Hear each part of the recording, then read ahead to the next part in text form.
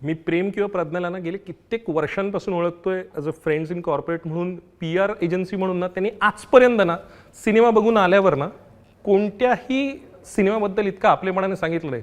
Sir बस आप एक film देख लो, मैं जानबूझ तारीफ नाही कर रहा हूँ, हे प्रेमचं वाक्य होतं. प्रज्ञा म्हणजे आय थिंक सहारा स्टारला तुमचा एक शो होता गेल्या आठवड्यात, तर त्यावेळेला माझी ओझरती भेट झाली त्यांच्याबरोबर आणि ते इतकं भारावून बोलत होते, असं पहिल्यांदा घडलं. आणि कसं आहे की आपण प्रचंड काम करतो, चित्रपट बनवतो, पण चित्रपट हे लोकांपर्यंत ना प्रेम आणि प्रज्ञा, त्यांची PR कंपनी, ह्यांच्याबद्दल आपण कधी बोलत नाही. कारण काय, त्यांच्याबद्दल प्रश्न येत नाहीत.